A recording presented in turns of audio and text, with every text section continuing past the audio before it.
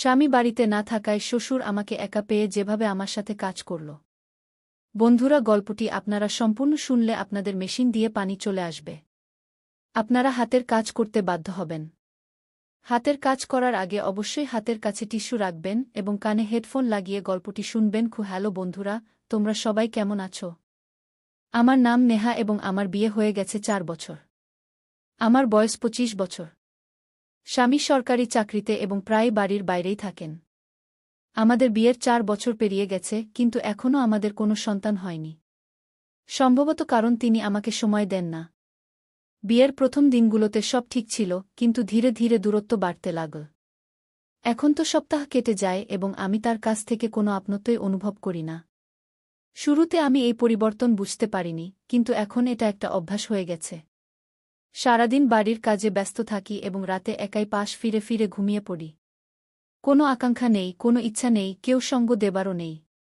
কিন্তু এখন এই শূন্যতা আমার ভেতর পর্যন্ত ছড়িয়ে পড়েছে। শ্বশুরজি সবসময় শান্ত স্বভাবের ছিলেন। স্বামী না থাকলেও তিনি আমার সব কাজ করে দিতেন। কখনো কখনো আমি নিজেই লজ্জা পেয়ে যেতাম। আমার জন্য প্রতিদিন চা বানানো, হালকা কাশি দিয়ে জল চাওয়া বা রাতে আঙিনায় বসে গল্প করা, এসব এখন নিত্যদিনের রুটিন হয়ে গেছে। সেই দিন সকালের হালকা ঠান্ডা হাওয়া শরীরে লেগেছিল। আমি আঙিনায় চারপাই পেতে রেখেছিলাম। হাওয়ার ঝাপটায় আমার দোপাটা সরে গিয়েছিল এবং ঠিক তখনই আমি শ্বশুরজিকে দরজায় দাঁড়িয়ে থাকতে দেখলাম। তিনি নিঃশব্দে আমাকে দেখছিলেন, তারপর বললেন, বউ, এখানে ঘুমিয়েছ নাকি? তার কণ্ঠে একটু কম্পন ছিল, কিন্তু আমার গায়ে কাঁটা দিয়ে উঠেছিল। আমি নিজেকে সামলে বললাম, বাবুজি, ভেতরে খুব গরম লাগছিল, তাই এখানে চলে এসেছি। তিনি হেসে বললেন, হাওয়া তো সত্যিই ভালো বয়। আমিও এখানেই বসে যাই। তিনি আমার পাশেই চারপাই টেনে বসলেন। তার বসার পর আমি আরও অস্বস্তি বোধ করলাম। এই অদ্ভুত অস্থিরতা কি ছিল? কেন তার উপস্থিতিতে আমার ভেতর এক অদ্ভুত গরম ছড়িয়ে পড়ছিল? তার দৃষ্টি অনুভব করতে থাকলাম। আমি চোখ নিচু করলাম, কিন্তু এবার ইচ্ছা করেও উঠতে পারলাম না। তিনি ধীরে ধীরে জিজ্ঞাসা করলেন, বউ, ঠান্ডা লাগছে না তো? আমি মাথা নিচু করে বললাম, না, আমি ঠিক আছি। তিনি হালকা হেসে বললেন, নিজের যত্ন নিয়েও। তার কথায় এক অদ্ভুত আপনত্ব ছিল। কিছুক্ষণের জন্য নীরবতা নেমে এল। হাওয়া হালকা ঠান্ডা হয়ে গিয়েছিল এবং আমি আমার শাড়ি ঠিক করতে লাগলাম। হঠাৎ হাওয়ার এক তীব্র ঝাপটা এল এবং আমার চুল ছড়িয়ে গেল। আমি যেমনই তা গোছাতে হাত বাড়ালাম, তার হাত আর আমার হাত লেগে গেল। আমি ভয়ে হাত পিছিয়ে নিলাম, কিন্তু তিনি সরে যাওয়ার বদলে আমার চোখের দিকে তাকিয়ে রইলেন। সেই মুহূর্তে সময় যেন থেমে গিয়েছিল। তার স্পর্শে হৃদয় আরও দ্রুত স্পন্দিত হচ্ছিল। আমি জানি না কেন, কিন্তু আমি তার দৃষ্টি এড়াতে পারছিলাম না। কোথাও যেন আমিও তার কাছাকাছি আসতে চাইছিলাম। তারপর শ্বশুরজি উঠে চলে গেলেন। রাত হয়ে গিয়েছিল, কিন্তু আমি বিছানায় শুয়েও ঘুমাতে পারছিলাম না। পাশ ফিরে ফিরে শুধু সেই মুহূর্তই মনে পড়ছিল, শ্বশুরজির আমার পাশে বসা, তার গভীর চোখে আমার মধ্যে কিছু খোঁজা, তার স্বর, তার ভঙ্গি আর তার স্পর্শ। আমি মাথা নাড়লাম, না, আমার এমনটা ভাবা উচিত নয়। কিন্তু কি করব? যখনই চোখ বন্ধ করি, সেই মুহূর্তগুলোই সামনে ভেসে ওঠে। হৃদয়ের কোনো কোণে এক অদ্ভুত অনুভূতি জন্ম নিচ্ছিল। সকালে উঠে দেখলাম শ্বশুরজি আগে থেকেই আঙিনায় দাঁড়িয়ে আছেন। তার মুখে সেই গভীর হাসি ছিল। আমি চোখ নিচু করলাম এবং দ্রুত রান্নাঘরে চলে গেলাম। চা বানানোর সময় নিজের সঙ্গে যেন লড়াই করছিলাম। এসব ভুল, আমি কেন তার সম্পর্কে এমন ভাবছি? চায়ের ট্রে নিয়ে যখন তার কাছে পৌঁছলাম, তিনি আগের মতোই মুখে। 4 বছর ধরে মনে যে খালি ভাবটা আমি উপেক্ষা করে আসছিলাম, তা কি এখন পূরণ হতে শুরু করেছে? শ্বশুর মশাই আমাকে কখনো ভুল দৃষ্টিতে দেখেননি, কিন্তু আজ প্রথমবার মনে হলো আমি একা নই, কান্না করছি। কেউ একজন আছেন যে আমাকে বোঝে, আমার দিকে তাকায়, আমার ক্লান্তি অনুভব করে, আমার নীরবতার মধ্যে লুকানো শব্দগুলো শোনে। কিন্তু এটা কি ঠিক? আমি কি এমন কোনো পথে হাঁটছি যেখান থেকে ফিরে আসা কঠিন হবে? কিছুক্ষণ পর আমি রান্নাঘরে যেতে যেতেই তার কণ্ঠ শোনা গেল, বউ, সন্ধ্যায় মাঠে যাবে? আমি থমকে গেলাম। অজান্তেই আমার ঠোঁটে হালকা হাসি ফুটে উঠল। দেখে নেব বাবুজি, বলেই আমি তাড়াতাড়ি রান্নাঘরে চলে গেলাম। তখনও আমার হৃদয় দ্রুত স্পন্দিত হচ্ছিল। এই অনুভূতিটাকে কি নাম দেব জানি না। যা ঘটছে তা কি ভুল? কিন্তু সত্যি বলতে, এখন এই অনুভূতিগুলো থেকে পালাতে ইচ্ছে করছিল না। সকাল থেকেই মনে অদ্ভুত অস্থিরতা কাজ করছিল। বারবার মনে হচ্ছিল আজ আমি শ্বশুর মশাইয়ের সাথে মাঠে যাচ্ছি।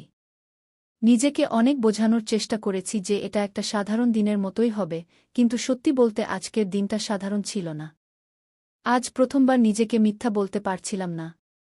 শাড়ি ঠিক করতে গিয়ে আয়নায় নিজেকে দেখলাম। কি খুব বেশি প্রস্তুতি নেওয়া উচিত? এই ভাবতেই নিজেকে ধমক দিলাম, কি করছো নেহা, এটা তো শুধু মাঠে যাওয়া, আর কিছু না। কিন্তু হৃদয়ের কি করব? আজ প্রথমবার শ্বশুর মশাইয়ের সাথে সময় কাটানোর সুযোগ পেয়েছি। বাইরে বেরোতেই দেখি শ্বশুর মশাই ইতিমধ্যে গরুর গাড়ির পাশে দাঁড়িয়ে আছেন। তার চোখে সেই গভীরতা ছিল যা আমাকে অস্থির করে দেয়। তিনি হালকা হাসলেন এবং বললেন, আসো বউ, বসো। আমি একটু দ্বিধা করলাম, কিন্তু ধীরে ধীরে গাড়িতে উঠে বসলাম। শাড়ি সামলাতে একটু কষ্ট হচ্ছিল, তখনই শ্বশুর মশাই হাত বাড়িয়ে দিলেন। তার হাত আমার হাত স্পর্শ করতেই একটা হালকা কাঁপুনি সারা শরীরে ছড়িয়ে গেল। আমি ধীরে বললাম, ধন্যবাদ বাবুজি। তিনি হেসে বললেন, তোমার এত দ্বিধা করার দরকার নেই বউ, আমরা তো নিজের মানুষকে নিজের মানুষ। এই শব্দগুলো মনে গুঞ্জরিত হতে লাগল। আমরা কি সত্যিই শুধু নিজের মানুষ? মাঠে পৌঁছতেই হালকা রোদ ছিল, চারদিকে সবুজের সমারোহ। গরুর গাড়ি থেকে নামতেই আমার পায়েলের মৃদু শব্দ মাঠে গুঞ্জরিত হয়ে উঠল। শ্বশুর মশাই বললেন, বউ, ওই কোণে বসো, আমি পানি নিয়ে আসছি। আমি ধীরে বললাম, জি বাবুজি, এবং একটা গাছের নিচে গিয়ে দাঁড়ালাম। হালকা বাতাস আমার গাল ছুঁয়ে যাচ্ছিল, আর আমি নিজেকে আঁচল দিয়ে হাওয়া করছিলাম। কিছুক্ষণ পর শ্বশুর মশাই পানি নিয়ে এলেন। তার কপালে ঘামের কয়েক ফোঁটা ঝিলমিল করছিল। তিনি কলসি থেকে পানি খেলেন এবং বাকিটা আমার দিকে বাড়িয়ে বললেন, তুমিও খাও বউ, রোদ বেশ জোরালো। আমি ধীরে কলসি ধরলাম, কিন্তু তার হাতের হালকা চাপ অনুভব করলাম। তার আঙুলগুলো আমার হাতে স্থির হয়ে গেল। পানি খেতেই মনে হলো আমার ঠোঁট যেন তার স্পর্শেই ভিজে গেছে। আমি নিচু করে নজর ফিরিয়ে নিলাম। শ্বশুর মশাই গম্ভীর কণ্ঠে বললেন, বউ, তুমি এই মাঠে খুব সুন্দর লাগছ। আমার হৃদয় দ্রুত স্পন্দিত হতে লাগল। আমি নজর ফিরিয়ে বললাম, এমন কেন বলছেন বাবুজি? তিনি হালকা হেসে বললেন, যা সত্য তাই বলছি। কখনো কখনো সত্য কথাও বলতে হয়। আমি আতঙ্কে ওড়না টেনে কাঁধে আরও শক্ত করে জড়িয়ে নিলাম। কিন্তু নিজেকে এই বিশ্বাস দিতে পারছিলাম না যে যা অনুভব করছি তা ভুল। ঠিক তখনই একটা হাওয়া এসে আমার শাড়ি একটু সরিয়ে দিল। আমি তাড়াতাড়ি শাড়ি ঠিক করতে হাত বাড়ালাম, কিন্তু শ্বশুর মশাইও তার হাত বাড়ালেন, সম্ভবত সাহায্য করার জন্য।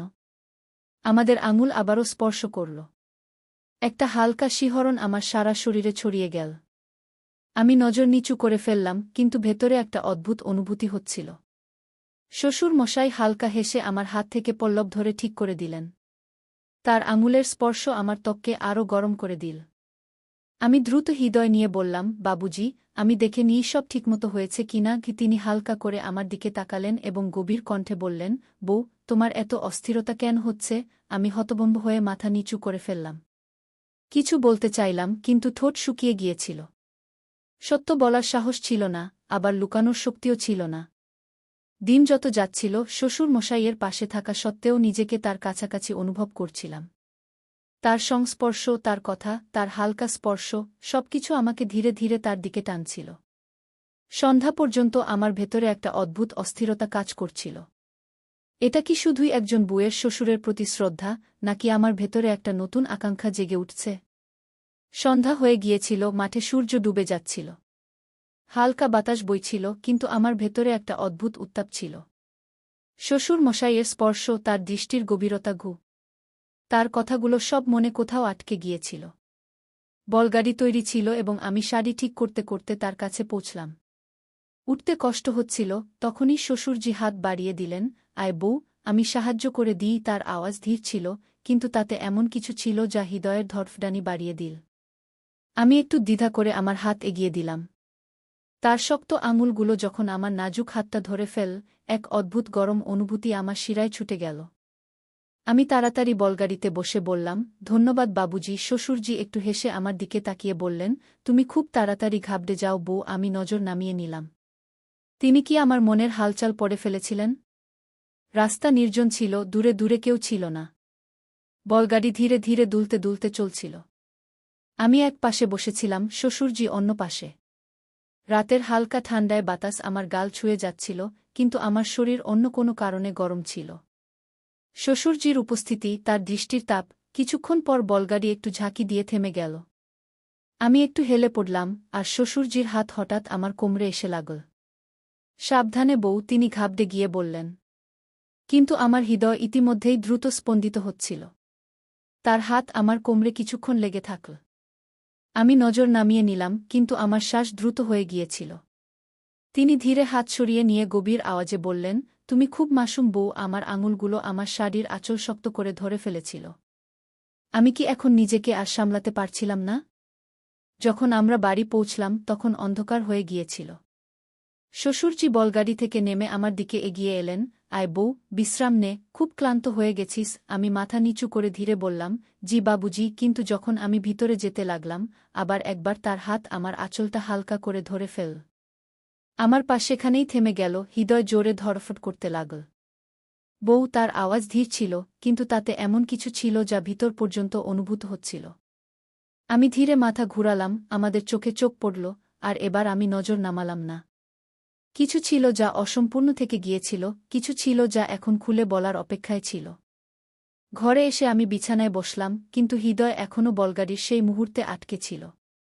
শ্বশুরজির আমার আঁচল ধরা, তার গভীর দৃষ্টি আমার চোখে নামা, সব যেন থমকে গিয়েছিল। আমি ধীরে আমার কবজি ছুঁইলাম, যেখানে তিনি হালকা স্পর্শ করেছিলেন, সেই স্পর্শ এখনও অনুভূত হচ্ছিল। এটা কি হচ্ছে আমার? আমি নিজেকে বললাম। 4 বছরের একাকিত্ব হয়তো আমাকে এই মোডে এনে দাঁড় করিয়েছে। স্বামীর কাছ থেকে কোনো স্নেহ পাইনি, আর এখন হৃদয় অন্যদিকে টানছে। আমি পাশ ফিরে শুয়ে পড়লাম, চোখ বন্ধ করার চেষ্টা করলাম, কিন্তু মাথায় শ্বশুরজির মুখ ঘুরতে লাগল, তার সেই হালকা হাসি, তার কথায় লুকানো অনুভূতি, আর তার আমার কাছাকাছি আসা। ঠিক তখন দরজায় হালকা কড়া নাড়ল। বউ, ঘুমিয়েছিস? শ্বশুরজির আওয়াজ ছিল। আমি ঘাবড়ে গেলাম, কিন্তু নিজেকে সামলে উঠে দরজা খুললাম। সামনে সেই চোখ, সেই গভীরতা। বাবুজি, এত রাতে? আমি ধীর স্বরে বললাম। তিনি হালকা আওয়াজে বললেন, ঘুম আসছে না? তোমার সাথে কিছু কথা বলতে ইচ্ছে করল। আমার হাত ঠান্ডা হয়ে গেল, হৃদয় জোরে ধড়ফড় করতে লাগল। জি বলুন, আমি নিজেকে সামলে বললাম। শ্বশুরজি কিছুক্ষণ চুপ থেকে ধীরে বললেন, বউ, তার আওয়াজে গাম্ভীর্য ছিল, তুমি খুব একা, তাই না? আমি ধীরে মাথা নিচু করলাম। এতদিন যা অনুভব করছিলাম তা এখন লুকানোর কোনো মানে ছিল না। তিনি বললেন, আমি জানতাম, কিন্তু আমি দেখতে চেয়েছিলাম তুমি সত্যিই কতটা অসহায়। আমি চমকে তার দিকে তাকালাম। তাহলে এসব একটা পরীক্ষা ছিল? বউ, তিনি এগিয়ে বললেন, আমি ভেবেছিলাম হয়তো তোমার কারো সাহায্য দরকার, কিন্তু তোমার আমার নয়, তোমার স্বামীর সাহায্য দরকার। আমার চোখে হালকা ভেজা ভাব এল। সত্যি তো এটাই ছিল যা আমি নিজের কাছ থেকেও লুকিয়ে রেখেছিলাম। তোমার জায়গা আমার কাছে নেই বউ, শ্বশুরজি স্নেহে বললেন, তোমার জায়গা আমার ছেলের কাছে। আর এখন আমি তাকে বলব সে কত বড় অন্যায় করেছে তোমার সাথে। পরের সকালে শ্বশুরজি তার ছেলেকে ডাকলেন। যখন সে গ্রামে ফিরল, শ্বশুরজি তাকে পাশে বসিয়ে গম্ভীর স্বরে বললেন, বেটা, তুমি কি কখনো ভেবেছ তোমার স্ত্রী কেমন করে দিন কাটাচ্ছে? স্বামী চমকে আমার দিকে তাকাল। মানে কি বাবুজি? শ্বশুরজি বললেন, সে 4 বছর ধরে তোমার অপেক্ষায় বসে আছে। কিন্তু তোমার তো শুধু চাকরি নিয়ে মাথা। বিয়ের মানে শুধু নামের সম্পর্ক নয়। স্বামী মাথা নিচু করল, হয়তো প্রথমবার তার ভুলের অনুভূতি হচ্ছিল। তুমি যদি এখনও তোমার স্ত্রীর পাশে না দাঁড়াও, একদিন সে সত্যিই একা হয়ে যাবে, শ্বশুরজি বললেন। এখন সিদ্ধান্ত তোমার হাতে, হয় তোমার সম্পর্কটা বাঁচাও, নয়তো তারপর তাকে এভাবেই কষ্টে ছেড়ে দাও। স্বামী কিছুক্ষণ ভাবলেন, তারপর আমার দিকে তাকালেন। আমার মুখে আশা ছিল, কিন্তু ভয়ও ছিল। তারপর তিনি শ্বশুরের পা ছুঁয়ে বললেন, বাবুজি, আপনি ঠিক বলেছেন।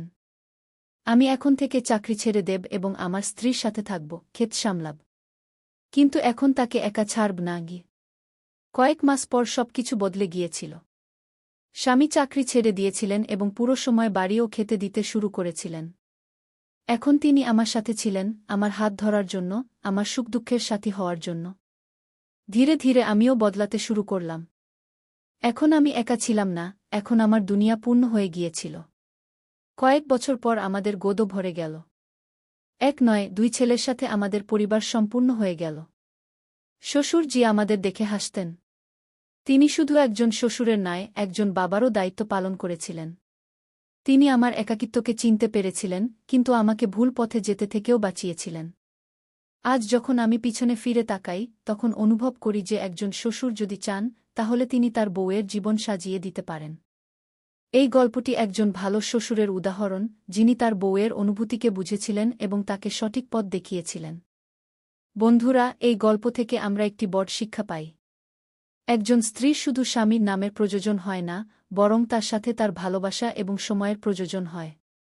যখন একজন মহিলা বিয়ে করে, তখন সে এই আশা করে না যে তার স্বামী তাকে দামি উপহার দেবে বা উচ্চ মহলে রাখবে। সে শুধু চায় যে তার স্বামী তাকে বুঝবে, তাকে সময় দেবে এবং তাকে অনুভব করাবে যে সে একা নয়। কিন্তু যখন স্বামী তার স্ত্রীকে অবহেলা করতে শুরু করে, তাকে একা ছেড়ে দেয়, তখন সে ভালোবাসা এবং আপনাত্ব অন্য কোথাও খুঁজতে শুরু করে। অনেক সময় এমন হয় যে তাকে অন্য কেউ বুঝতে পারে, অন্য কেউ যে তার একাকিত্ব ভাগ করে নেয়। এবং এটাই সেই মুহূর্ত যখন সম্পর্ক ভেঙে পড়তে শুরু করে।